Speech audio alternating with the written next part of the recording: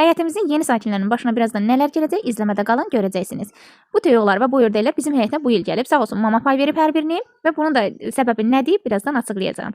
Sözün düzü, ördəklər gələn gündən açan kimi qaçır gedir. Mən də məcbur qaldım ki, heç olmaya kənd yeri deyib bir dənə də olsa kəsib yeyək. Çünki kənd yeri belədir ki, qaçanda ördək hər hansı bir toyuq cücə və yaxud da ki, çöldə çox qalanda ya it pişik aparır, ya da ki, it deyib pişik aparmır. Çünki it cücələrə biraz əl gəzdirir, amma toyuğa gücü çatan həm it olur, həm də çaqqal və yaxud da ki, tülkü olur. Ona görə məcburam ki, heç olmaya bir dənə də olsa yeyək ki, görək tamı necədir.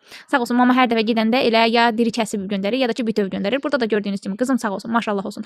İmkan verməsi ki, əvvəl qorxdu, biraz ürəklədi, biraz irgəndi, amma sonunda toyuqla özünü poz vermə yerində görüşdü. Və burada da bunları biraz ütürəm. Bunun da səbəbi nədir? İndi deyəcəksiniz ki, tüklüdür. Xeyr, tüklü deyildi. Sadəcə belə xırda tük olur ki, indi hal-hazırda tük olmur. Çünki payız deyildi, yaz deyildi. Çünki yazda bir də payızda tük dəyişmə dönəmi olur ki, toyuqlarda. Onda biraz zor olurdu. Onu təmizləmək çətin olur. Amma indi hal-hazırda sadəcə xırda sarı tüklər var ki, onu da lazerə vermək lazımdır. Ona görə də lazerə də verdim. Tərtəmiz belə yudum və beləliklə də doğradım və növbəti vloqlarda da bunlardan nələr etdim, onları da sizinlə bölüşəcəyəm. Bura qədər izlədinizsə və bəyəndinizsə takip etməyi, yorum yazmağı da unutmayın. Hələlik gələn vloqlara qədər izləmədə qalın. Xoş izləmələr.